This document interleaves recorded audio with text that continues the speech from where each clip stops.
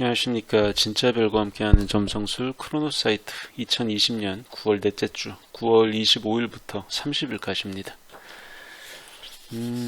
네 번째 주는 웬만한 구조가 다 뒤에 몰려 있어요. 오히려 앞에 며칠 동안이 좀 심심합니다. 근데 뒤가 아주 헤비하죠. 자, 어쨌든 네 번째 주는 첫 번째 구조가 9월 27일에 수성하고 금성이 컨트라 패러렐 이루는 건데요. 천친궁 벗어나기 거의 직전이죠. 직전에 수성이 사자궁 금성이랑 적도를 기준으로 남북으로 정확하게 거울상의 대칭을 이루는 게 컨트라 패러렐이라고 합니다. 그래서 이게 27일이고 수성하고 금성은요. 이게 둘 다 내행성이다 보니까, 내행성이라는 건 태양으로부터 겉보기 운동상으로 거의 떨어지지가 않아요. 수성은 28도, 금성은 46도 정도밖에 안 떨어지기 때문에 얘네들이 그러니까 서로에서부터 최대한 떨어져 봤자 한 70도라는 거거든요. 그러다 보니까 웬만한 각을 못 맺습니다. 살 수 있는 게 결국에는 회합, 그리고 육각, 섹스틸, 가끔 한 번씩 이제 엔티션이나 컨트렌티션 정도인데, 그러다 보니까 역시 또 그거보다 좀 더 드물게 맺게 되는 패러렐이나 컨트라 패러렐, 그러니까 적위상으로 같은 트랙을 돌거나 서로 대칭이 되는 그거 정도입니다. 뭐 점성술보다도 이건 약간 천문학에 가깝죠. 예. 그런데 그래서 수성하고 금성의 컨트라 패러렐이 자주 있는 일이 아니라는 것만 알아두시면 될 것 같고요. 그래서 아직 수성이 천친궁에 있어가지고, 이게 천친궁이 금성 사인이잖아요. 그리고 금성도 지금 수성텀에 들어가 있거든요. 그래서 27일에 이 둘의 컨트라 패러렐이 상당히 호의적인 방향으로 흘러갈 그럴 가능성이 높습니다. 수성 금성 조합이 보통은 이제 예술이나 창작 활동 같은 걸 담당을 해요. 그래서 공연, 전시, 출판, 컨텐츠 업로드 같은 거, 그러니까 세상에 이제 나의 창작물을 정식으로 내놓는 그런 모든 활동을 하기에 유리합니다. 그리고 또 수성금성 조합이 홍보, 광고, 영업 이런 데도 상당히 도움이 되거든요. 그래서 예를 들어 가지고 뭐 가게의 간판을 바꾼다거나 홈페이지를 갱신한다거나, 혹은 새로 온라인 광고를 제작해서 그거를 이날 뿌린다든가 공개를 한다든가 처음으로, 이런 것도 괜찮은 아이디어가 될 수가 있어요. 좋은 소식이죠. 요거 자체는 좋은 소식이고, 컨트라 패러렐이 어포지션, 대립각에 준한다고 해서 꼭 나쁜 건 아니거든요. 자, 그리고 이틀 있다가 금성이 진행을 해서 여기 화성이랑 사자궁 금성이 백양궁 화성이랑 삼각을 맺는 게 9월 29일이에요. 자, 금성하고 화성의 길각도 생각보다 자주 있는 일이 아닙니다. 생각보다 그렇게 많이 없고요. 그리고 또 화성궁에서 불의 사인에서 벌어지기 때문에 되게 색깔이 되게 뚜렷하거든요. 그래서 금성화성 조합이라서 충동이나 욕망, 좋은 표현은 아니지만 꼴리는 대로, 그러니까 생각을 하거나 그런 게 아니고 이제 몸이 가고 마음이 가는 대로 하는 그런 대부분의 행동들, 이런 것들이 금성화성 조합에 포함이 되는데, 뭐니 해도 그 중에서는 연애라든가 놀이, 이런 것들이 주된 테마가 됩니다. 근데 또 화상궁에서 벌어지잖아요. 화상궁이라는 거는 사자궁은 태양이 다스리고 백양궁은 화성이 다스리는데, 태양하고 화성은 점성술의 7행성 중에서 대표적으로 남성 행성을 담당을 하기 때문에 당연히 되게 좀 남성적이고 직선적인 그런 방향으로 일어날 수가 있어요. 그래서 그러니까 쿨하고 깔끔하고 직선적이고 이제 그런 방식이 어울리고, 되게 쭈삣거리거나 질척거리거나 이런 건 전혀 안 어울립니다.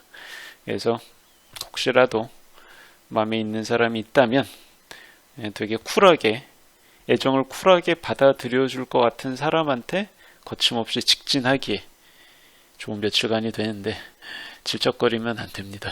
그러면 모든 일들이 다 깨져요. 이 방식, 화상궁의 방식대로 가야만 성공 가능성이 있고요. 그리고 또 되게 기억에 남을 만한 재미있는 스포츠 경기가 이때 이제 벌어질 수가 있고, 사실 약간 사행성을 조장한 얘기 같지만 스포츠 토토 합법적인 것들도 있거든요. 그러니까 이런 날에 금성하고 화성이 이렇게 삼각을 화상궁에서 벌이는 날이다. 이런 경우에는 스코어 차가 엄청 크게 벌어지거나 평소에는 약간 뭐 1대0 축구 같으면 2대1 정도로 심심한 그런 스코어가 아니고 4대1, 5대0 뭐 이런 것들이 나올 수가 있기 때문에 약간 좀 스코어 격차를 좀 크게 잡는 게 성공 확률이 높습니다. 이런 얘기해도 되나? 예.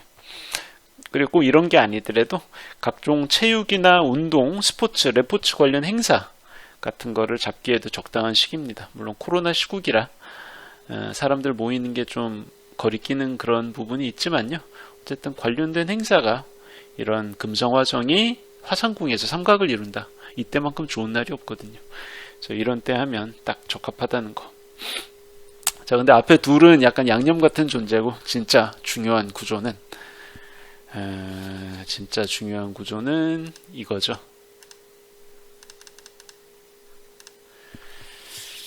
자, 같은 날에 토성이 여기에서 순행 정지를 합니다.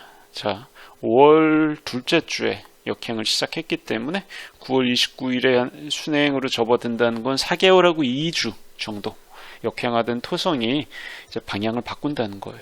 그래서 타임로드가 토성인 분들은 지금까지 뭐 해왔던 시도, 벌여왔던 일들을 대충 정리하고 이제는 과실을 딸 때입니다. 결과를 거두어 드려야 돼요. 그래서 사실 변화를 주거나 일상이 변화를 주거나 모험을 할 수 있는 타이밍이 1년 전체가 아니에요. 합법적으로 이게 할 만한 타이밍이 1년 중 일부 기간밖에 안 되는데 가장 대표적인 게 뭐 목성 순행할 때, 역행할 때도 말씀드렸죠. 이 타임로드가 역행할 때 이런 일을 벌이기에 좋거든요. 근데 또 거꾸로 얘기해서 순행 정지가 다가와서 이제 순행으로 방향을 바꾼다라는 건 이제 그 타이밍이 끝났다는 거예요. 가능성이 이제 꺾여. 그래서 아직 좀 미진하다, 아쉽다고 생각되는 부분이 당연히 있겠죠. 모든 게 뭐 세상 일이 내 뜻대로 100% 됩니까? 잘 안 되기 때문에 약간 좀 이대로 가면 아쉬울 것 같은데 라고 해도 지금은 딱 끝낼 때예요. 다음을 기약하고 때늦지 않게 결과물을 잘 갈무리해서 새로운 리듬에 적응하는 그런 타이밍이 이번 토성 순행 정지 기간에 이루어지는 게 마땅합니다.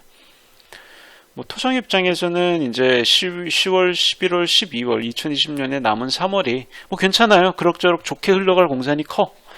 근데 같은 날 벌어지는 화성, 토성, 사각같이 약간 좀 골이 깊은 능선 같은 게 있습니다. 그런 게 몇 가지 더 와. 그래서 주간 운세 예보 잘 들으시고요. 그런 몇 가지 고개만 잘 넘으면 타임로드 토성인 분들은 크게 걱정 안 하셔도 돼요. 그래서 그런 어떤 고개가 있을 거라 생각을 하고 너무 방심하지 마시고요. 계획대로 꿋꿋하게 전진하시면 됩니다. 나쁘지 않아요. 다만 이제 실기하시면 안 된다는 거. 질질 끌다가 좀 더 할 수 있을 것 같아. 한 달만 더 하면 뭔가 더 크게 터질 것 같아. 이런 사행성 마인드 안 됩니다. 지난 4개월, 2주 동안 한 걸로 충분해요. 그래서 지금 끝내야 돼. 모험은 지금 끝내야 됩니다. 안 그러면 힘들어요. 힘들어져. 자, 그리고 같은 날에 화성이 역행에서 돌아오다가 토성이랑 만나는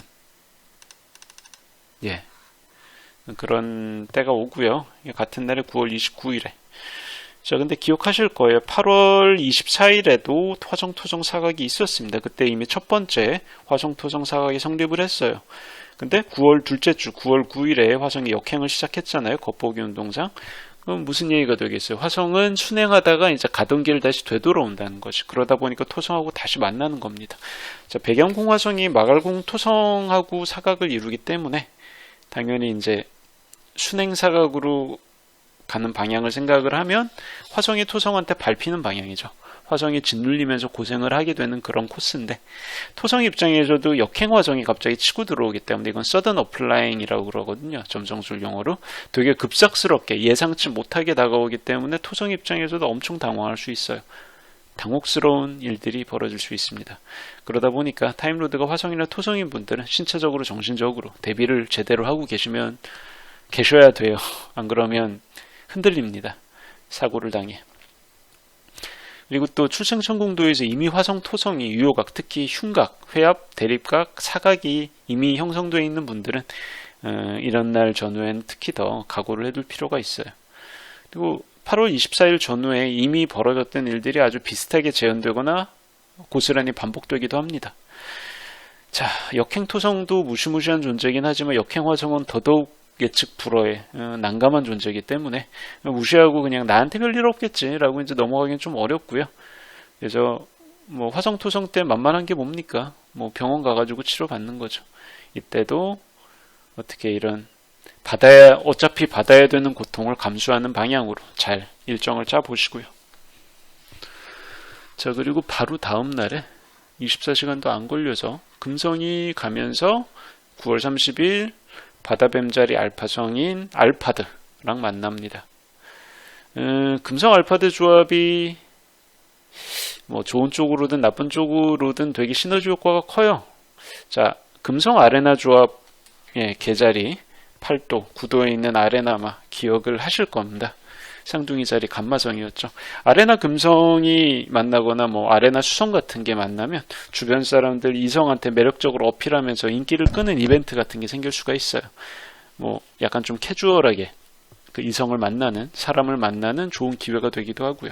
그리고 또 일적으로도 영업하거나 접대하는 직업을 가진 분들은 이때 되게 중요한 거래, VIP를 응대한다든가 그런 일정을 짜두면 성공 확률이 무척 높아집니다. 그래서 이게 나중에 괜찮은 계약이나 거래로 이어질 수 있어요.